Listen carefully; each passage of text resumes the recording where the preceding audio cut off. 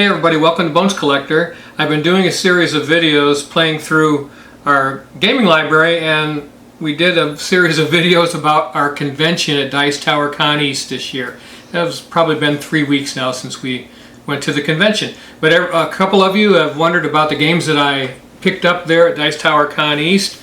So this is my haul, and I wanted to run through them very quickly, just do a quick video so you can see games that I purchased and brought home, and then I'm going to tell you at the end of the video, because I told you when some come in, the same number got to go out. So the games that I sold, I'll talk about at the end of the video, so stay tuned for that, because you got to see what I got rid of, because they're games that I'm in love with. I'm going to tell you that right now. It was very difficult. So anyways, hey, without much further talking, I'm going to show you each game very briefly, talk about it, and why I picked it up. First of all, I'm going to talk about this game, Empires of the Void 2 by Ryan Lockett. And this came out maybe 2 years ago. 2018 maybe. 2018, 2019, something like that. And there's a picture of the back of the box. I don't know if you can see that from here, type of thing. But here's the deal. We were at not the virtual flea market, but the regular flea market at the convention, and we found this box, a Kickstarter, still in the shrink. It was a Kickstarter Deluxe with the metal coins and the stretch goals, any stretch goals in the Kickstarter edition or whatever, and the guy wanted $20 for it, and I said, I like Ryan Lockett's games, but not enough to keep any of them. We've had Islebound, Near and Far, and Above and Below, and just something about each one of them was just not for us. So I know he's a good board game designer, and this one looked good because it doesn't have a storybook with it like Near and Far and Above and Below, which that's what bothered me about those two. And so this is just a board game, and this box weighs a ton, and I can't wait to play it. It's coming up pretty soon. I'll do a video about it and tell you what I thought. So I rarely do that, pick up a game that I didn't watch. I never watched anybody play it, nothing. I know it costs more than $20. It was still in the shrink, and the guy's a good designer, so I want to play it. Okay, moving on. This is a game that I've been looking for quite a while, Vasco da Gama. And Vasco da Gama is a Euro-style game, and I wanted to try this one. I was just intrigued by it, and been looking for it. It's kind of hard to find, and we ended up paying $40 for this box, I think. And it's like brand new. I don't even know. I think I had to open some of the parts and everything. Someone picked it up and just never played it. So that's Vasco da Gama.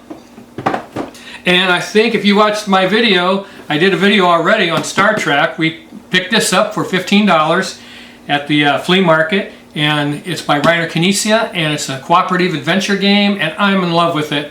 We really enjoyed it when we played it, and you know it has painted minis in it. That's one of the reasons that we brought it home. When Lori took the lid off and I saw the painted HeroClix minis in the box, I said, that's for us. We need to give that a try. And lo and behold, we brought it home. We've played it 3 times already, and we're in love with it. That's Star Trek Expeditions. All right. So this box I picked up for $50. Now you can buy this game for about $50, but this has the expansion in it also. And I like that. I think the guy was asking $60. I offered him $45, and we settled on $50. But this is my Foundations of Rome. There's a video coming pretty soon. Lori's almost got it ready to go, where we played this and I talk about this game. But this is my Foundations of Rome, and I will tell you what I think about this compared to Foundations of Rome in the video. I'm not going to spoil it. So this is Era, Medieval Age by Matt Laycock, the designer of Pandemic. Wonderful, wonderful box of game. And again, the video's coming. Okay. Is this one been posted yet?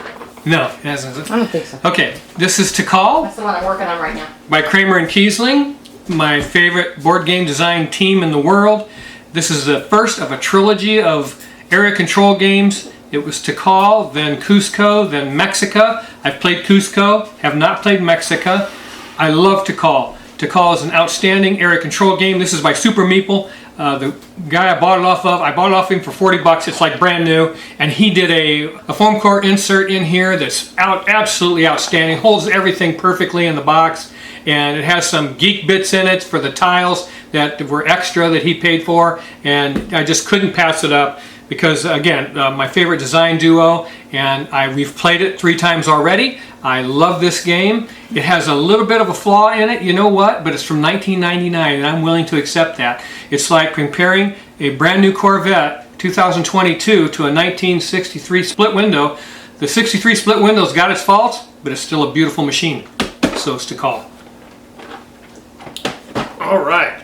Now, oh yes, Legends of Andor. I think we've already posted this video. We've played this game 3 times. There's 5 legends in here. We had this game before and sold it, and it's been years. I said, the guy wanted $15 for it, in like new condition.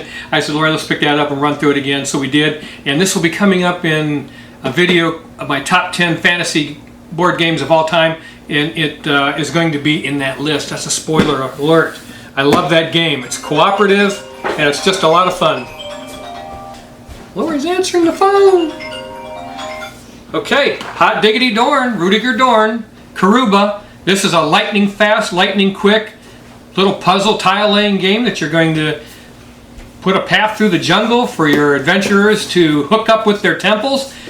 You can play this game in about 20 to 30 minutes. We're in love with it. We've played it a bunch of times already. Brought it home. It's from Haba Games, and one of my favorite board game designers ever, Rudiger Dorn. I love this game. Bought it for 10 bucks, by the way. All right. And this is a game by Matthew Dunstan and Brett Gilbert of Elysium. Has this been posted? Yeah, this one we just posted. No, it's Chocolate Factory and Karuba is already out there if you want to watch that video. And this is a Chocolate Factory Deluxe. I just love this game. That's what it looks like on the front. It's got a sleeve. This is I paid dearly for this. I paid $70 for it, and I'm glad I did. We've played it a couple times already. I love it. I love the mechanics of it. That's Chocolate Factory. It's a lot of fun, you guys. I'm in love with it. All right. One of my top 20 games of all time is Shakespeare, and I just love that game. The way the theme was implemented with the game mechanics, it's fascinating, and the art on the cards is some of the best in board gaming. That's Shakespeare, but the guy that designed it, R.V. Regal, also designed this game, Neta-tanka, and this is the deluxe version. Never been played. Guy wanted to sell it for 25 bucks. I said, I want to try that game for $25. And again, this thing's heavy. It's the deluxe issue, and I'm just glad I went to the convention when I saw that I was going to be able to play this game. I watched it played. I watched Rado run through it, and I know I'm going to like it. So I'm not really rolling the dice to any great degree. That's Metatonka. It's a beautiful Euro game. There's the back of the box, and I will be doing a video of this game when we get it to the table as we play through our library. Metatonka. R.V. Regal. Yeah. Okay. And here we go again with Kramerkiesling. I played this game a couple times at conventions, and Lori and I will go to conventions and play games, and then we talk about, well, what'd you think of that one? What'd you think? And should we make room for it in the library? Blah, blah, blah. Well, this is Kramerkiesling. No, it isn't. It's Michael Kiesling and Andreas Schmidt. Oops. Sorry about that. I get carried away. But it's Michael Kiesling and Andreas Schmidt, and they've designed Heaven and Ale. We've played it a couple times, and this guy was selling it for $30. I said, hey, let's get that game. I like it, and I wanted to have it. You're brewing beer, and there's nothing better in the world than doing that. What more noble cause could you actually commit your life to than making beer? So that's Michael Kiesling, Andreas Schmidt in Heaven and Ale, and Eggert Spiel was the publisher, and they're making beer, and I'm making beer with them. I love that game. All right. Okay, we got Dragon Castle. It's an abstract strategy game, and I really love Dragon Castle. Got these beautiful, beautiful tiles that you're going to be stacking, and we really, really enjoy it. It's a game by Lorenzo Silva and Yalimar Hawk and Luca Ricci by Simon Games. Come On Games. I don't know how they say their name, but Dragon Castle. I've been wanting it for a while. You know what? I think one of our viewers said, hey, you guys ought to try Dragon Castle, and we had played it like 5-6 years ago in a game store in Ohio, and it was right in the game store. It had a little, like a demo station, and we kind of read the rule book and played it real fast, and I've been thinking about it ever since. And one of our viewers said, hey, you should try Dragon Castle, and then again we saw this come up for sale for $25. We said, what the heck, let's pick that up and play it some more, because it's this different game every time you play it. That's the way abstract strategies work. Okay, I've been looking for a Wari for quite a while, and I wanted kind of the retail edition, but I couldn't find it. It's almost impossible to find. So we were, when you're on a virtual flea market, you're checking back constantly, see what new games have been added, and it was 300 and some pages for Dice Tower Con East of this virtual flea market. And so Laura's checking constantly, and someone posted this game. It's the Wari Deluxe Edition for $50, and she said, "Hey, Wari Deluxe is under $50." I said, "Buy it! Buy it now!" So we did. We bought it right now. And this is an area control game. And if you have not seen this, did I do the video on this yet? That's the one I'm working on right now. Wari and Cacao. Wari and Cacao. Okay, so the video's coming up, and this is just gorgeous on the table, you guys. And if you've never played it and you like area control game, it's kind of like an abstract strategy thing. And every game that you play is different. The card stock in here is beautiful. The pieces are beautiful. And it plays in a half an hour to 45 minutes. It's just magnificent. 14 and up. Oh yeah, the designer, Michael Schacht. And this is a real implementation of a game that's ages old. I don't know when, I don't have the facts with me, but it's been redone like 2 or 3 times, and this iteration just came out a couple years ago, and that's a Wari Deluxe or Wari. This wonderful game. Okay, moving on. I'm going to do the surprise now because Honeybuzz is hiding it. So let's talk about Ascension Tactics. And this is normally a game that I would stay away from. I don't really like Ameritrash games. I do like Ascension, however. I was looking for a game a while back to play with my 8 now or 9? He's 10. He's 10. My 10-year-old grandson. He's growing like crazy. But I got the Ascension deck builder. If you've never played it, it's a deck builder, much like Star Realms, if you played that, or Hero Realms, or Dominion, similar to that. And so we got Ascension, and I played it with him, and he loved it. And so when we were at the convention, is this Ultra Pro Entertainment? Is this Arcane? Yes. Ultra Pro and Stoneblade. And they had a booth there, and they were demoing this game. And I wanted to play it. So Lori and I sat down, and they taught the game to us, and we played through it. And I really, really liked it. It's just like the Ascension deck builder, except now you have a board and it has a scenario book with I think like 25 scenarios, different scenarios you can play. So you're deck building just like Ascension. If you played Ascension, you can play this game. So you're deck building just like Ascension, and then you have heroes that are standees. Now this game was a Kickstarter thing, but it had minis in it, a bunch of minis. I didn't want that because the box is bigger, and I was glad to see that they had a standee version. But it's absolutely wonderful, and I love that there's standees in here because you know what? I love playing my games in full color. I don't really like those gray minis that they put in boxes like this that remind me of the skies of Ohio in the wintertime. It makes me sad. So I like my games in color, whether it's standees or acrylic standees, but not plastic minis that aren't painted. Ugh. Drives me batty. Okay, the last game, and you've seen it the whole video, Honeybuzz by Paul Solomon? Yeah, Paul Solomon. And we just played this 3 times today, yesterday and today. And it's an absolutely beautiful game. I think I paid $70 for this on the virtual flea market, so it's rather expensive. It's number 729 out of 3,500. And the production of this is jaw-dropping. It's beautiful, it's fun, but yeah, that's it. That's the games that I got from Dice Tower Con East. Now I'm going to tell you the games that I sold to make room for these games. And let me get these out of the way.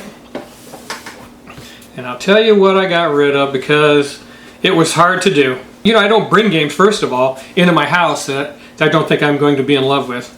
So when one of them has to go, it's very difficult to let go of them. The games I'm going to tell you that I sold, I'm in love with every one of them. I couldn't find anything the matter with any of them. I can't keep all games. I'm like you. I have limited space. We live in a retirement community. Our houses are small.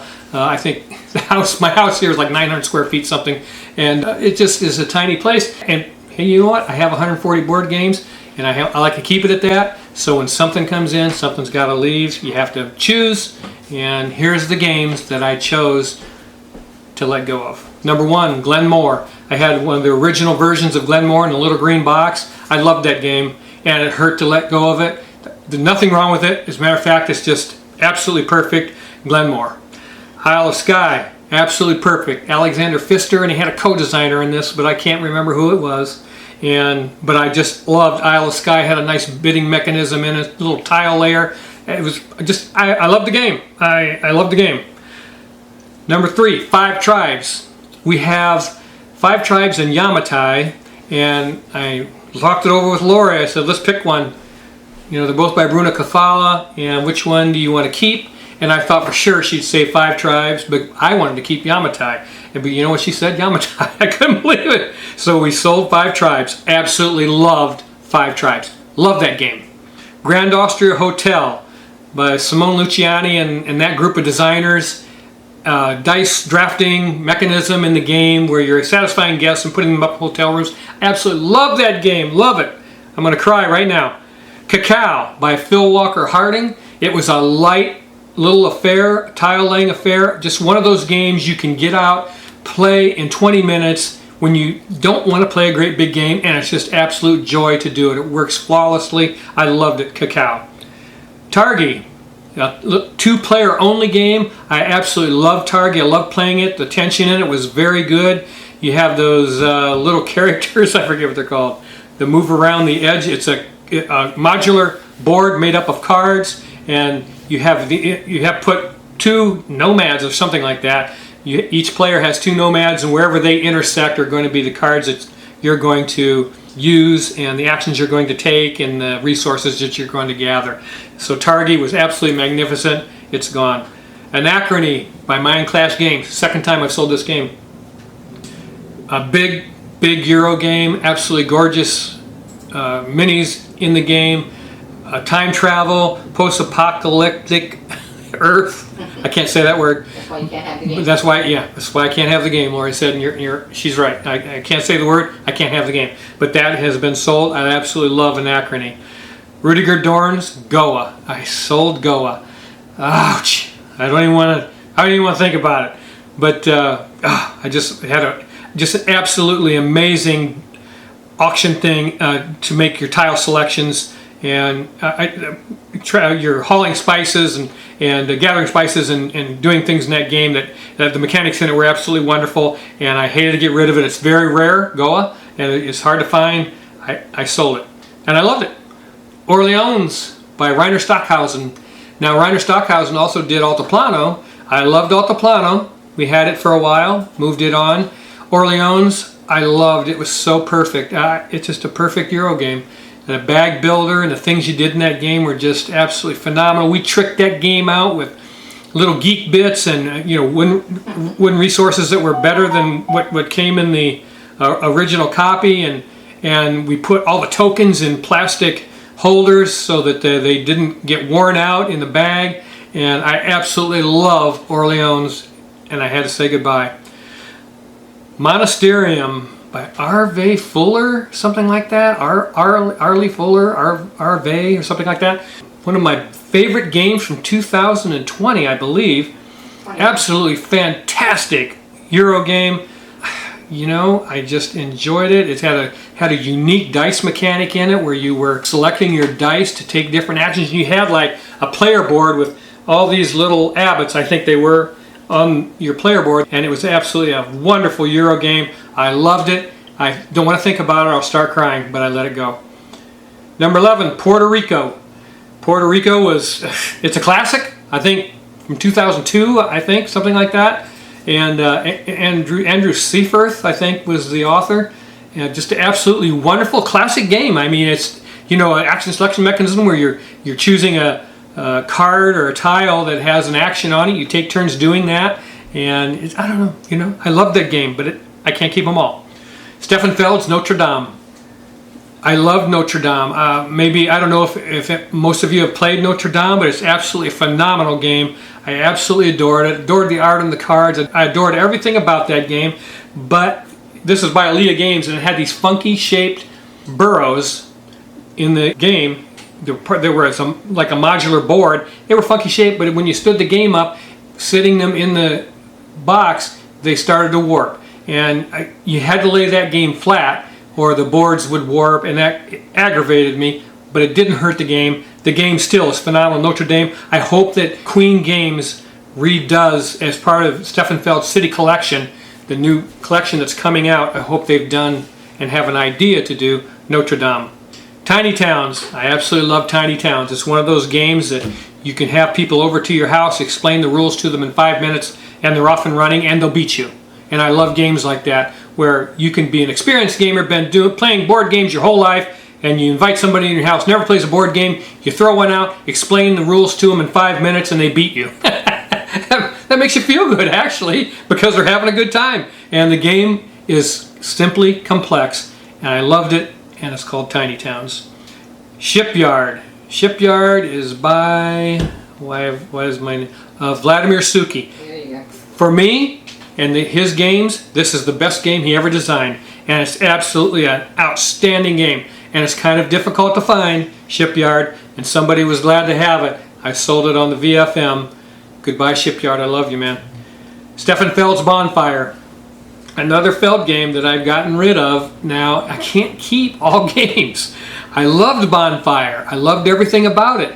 But I have another game that came out 2 years before called Forum Trajanum, and I like it better. So, just a little bit. It's a little bit less complex, which suits Lori and I's taste a little better, but absolutely love Bonfire.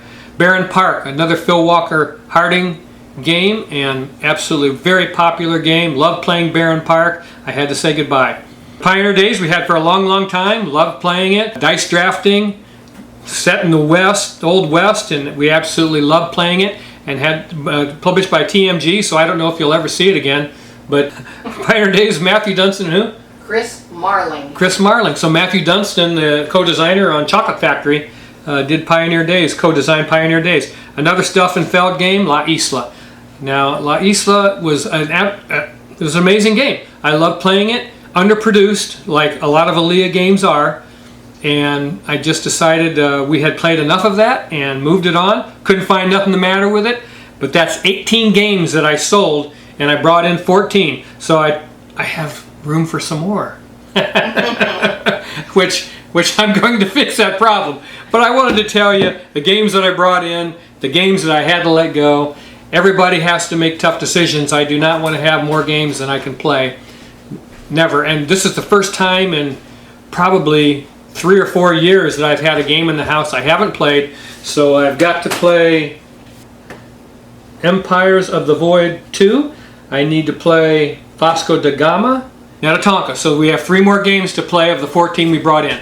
So once those get played, we'll be making videos and showing you guys why we think they're wonderful. And hey, thanks for watching the video. I tried to make it as quick as possible, and I think I did the best I could. So I'll see you guys. I love every one of you. Make sure you keep on board gaming, you guys, because guess what? It's the best hobby on the planet. See you later. Bye-bye.